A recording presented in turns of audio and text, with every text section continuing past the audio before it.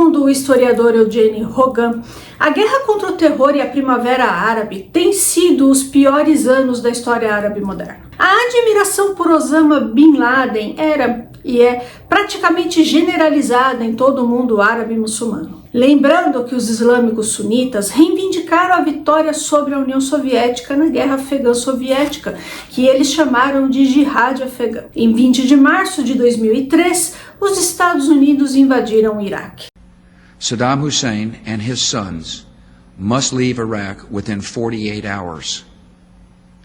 Their refusal to do so will result in military conflict. Na época, Saddam Hussein era considerado um perigo real para os Estados Unidos, para o Ocidente de uma forma geral e para o Oriente Médio.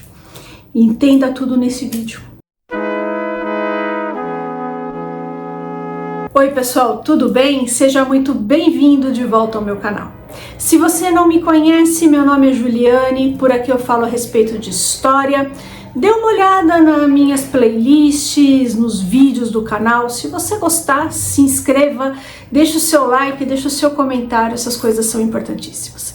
Eu vou deixar na descrição do vídeo o livro que eu estou utilizando como referência e também a chave Pix, caso alguém queira fazer alguma contribuição financeira ao canal, tá certo? Então, pessoal, vamos lá para o nosso assunto de hoje, né? Então, após o ataque de 11 de setembro, Osama Bin Laden se tornou um símbolo de culto da noite para o dia. O seu rosto passou a ser um ícone da resistência islâmica contra a maior potência, entre aspas, aqui infiel do mundo, o grande Satã, os Estados Unidos. Muitos árabes, claro que não todos, mas muitos comemoraram o 11 de setembro. Atmosphere, the V sign for victory being displayed in East Jerusalem today among jubilant Palestinians that the United States had been subject to this attack.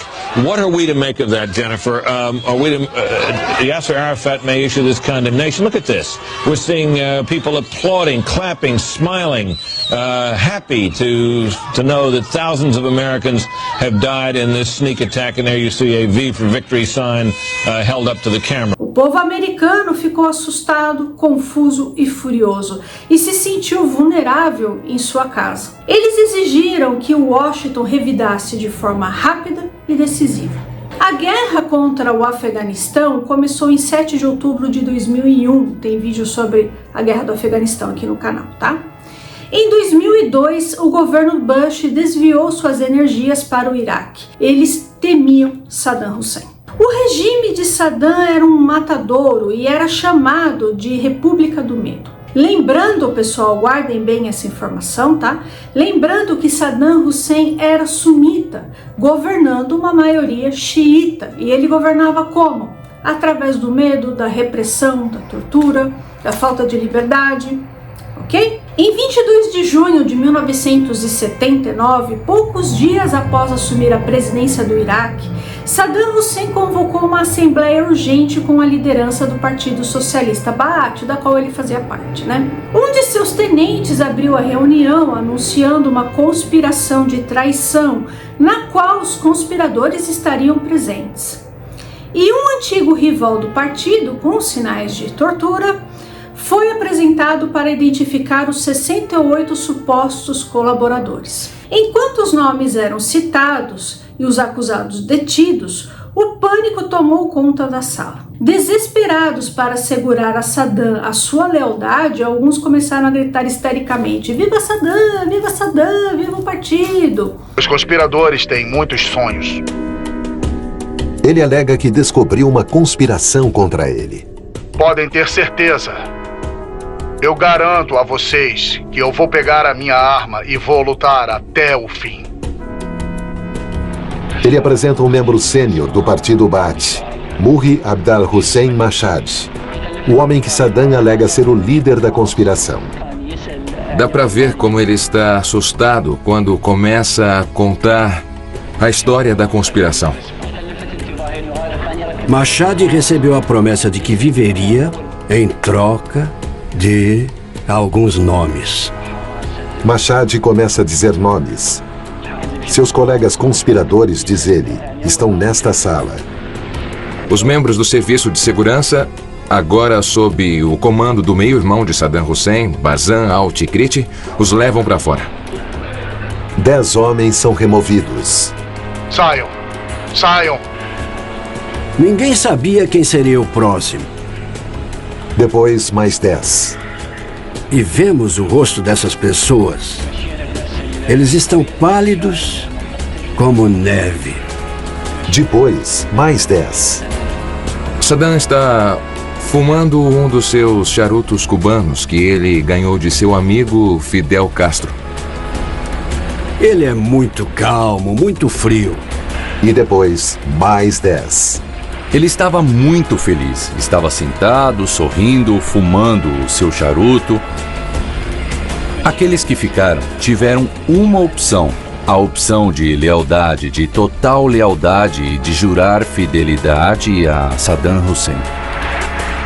Vida longa ao partido! Vida longa a Saddam Hussein! Muito bem, pessoal. Poucos dias depois, 22 dos 68 acusados foram levados ao pátio do mesmo prédio e foram executados por outros membros do Baath. Em 1975, 4 anos antes de Saddam se tornar ditador, os baatistas iraquianos assinaram um acordo com o primeiro-ministro francês Jacques Chirac para adquirir um reator nuclear. A instalação foi destruída por Israel. O próprio Saddam disse tempos depois que as aspirações dele nunca cessaram. O objetivo dele e do seu partido era toda, entre aspas aqui, pátria árabe. Saddam Hussein tinha sim armas químicas e, amando dele, seu primo, conhecido como Ali o Químico, atacou a população civil curda com gás tóxico durante a guerra Irã-Iraque. Em retaliação à operação liderada pelos Estados Unidos durante a Guerra do Golfo,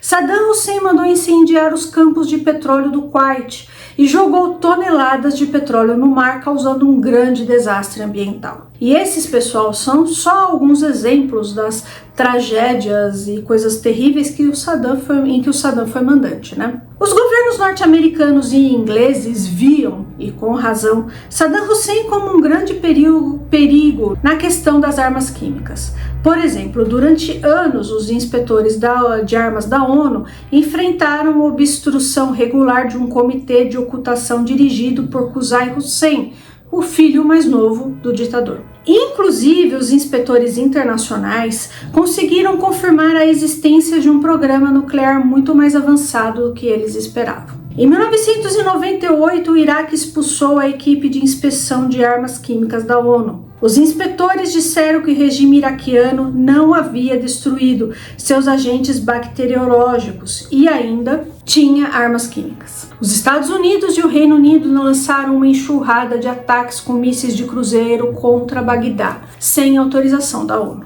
Nesse contexto, foi aprovado por Bill Clinton, pelo Congresso e pelo Senado norte-americano, o Iraq Liberation Act, que afirmava que o governo norte-americano visava apoiar os esforços para remover o regime liderado pelo Saddam Hussein. Os Estados Unidos entraram em alerta quando o ditador procurou a Rússia e a França para reconstruir seu programa de armas de destruição em massa. E aí, pessoal, após o 11 de setembro, Saddam Hussein elogiou Osama Bin Laden e abrigou Abu Musab al-Zarqawi da Al-Qaeda. Ele foi para o Iraque e lá ele fez experiências com armas biológicas. Apesar que o Bin Laden combatia o tipo de regime que o Baath tinha no Iraque, né? Porque não era um regime propriamente islâmico, mas mesmo assim, pessoal, Saddam Hussein, como eu disse, nutria grande admiração por Osama Bin Laden. Em 2003, enviados iraquianos se encontraram com autoridades norte-coreanas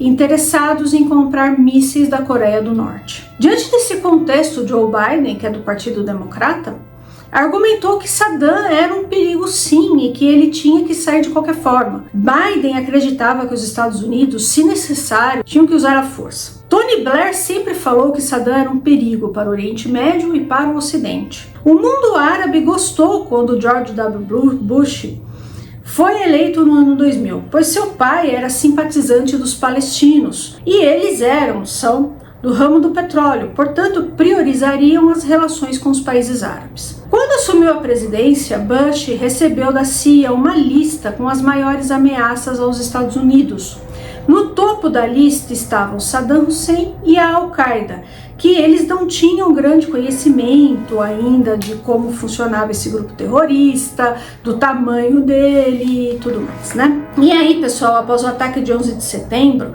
os Estados Unidos consideraram o Egito pouco sensível ao terrorismo, classificaram o Iraque e o Irã como parte do eixo do mal e colocaram a Síria no topo de sua lista de países que apoiavam o terror. Nisso, os Estados Unidos são os maiores apoiadores de Israel, se aproximaram ainda mais do Estado judeu, pois eles entenderam que os israelenses lutavam a mesma guerra que os norte-americanos. Os inimigos eram e são os mesmos. Não foram encontradas armas de destruição em massa no Iraque, não foram encontradas armas químicas nem nada, né? E o governo Bush foi achincalhado pela mídia. Mas essa mesma mídia nunca contou aí a história completa, né, a história toda, certo? O povo iraquiano, ao mesmo tempo que comemorou a queda de um ditador sanguinário, lembrando, né, que o Saddam foi encontrado num buraco, né, todo sujo, enfim. E aí, pessoal, o povo iraquiano se ressentiu de ter seu país invadido pelos americanos e pelos ingleses, né? Ao mesmo tempo que eles se livraram do Saddam, eles tiveram lá que lidar com os americanos, né? A derrubada, né, do governo do Saddam Hussein deixou os Estados Unidos no controle. Os americanos impediram que membros do Baath ocupassem cargos públicos. Muitos homens com treinamento militar ficaram desempregados.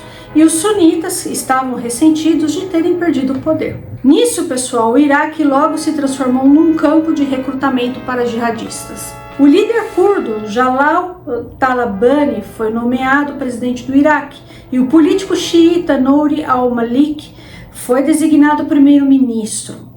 Depois de um grande período estando no poder, os sunitas estavam fora do governo. Incapazes de vencer por meios democráticos, os militantes sunitas passaram para a violência, né? Hoje, pessoal, muitos iraquianos afirmam que se arrependem de terem derrubado Saddam Hussein, de terem ajudado os norte-americanos, pois o Iraque se transformou, né, num país muito mais violento, terrível, né? E, de fato, né, a invasão ao Iraque não resolveu o problema, certo? É isso aí, eu vou ficando por aqui. Se você gostou desse vídeo, deixa o seu like, deixa o seu comentário e não se esqueça de se inscrever nesse canal, tá certo? Um abraço e até mais!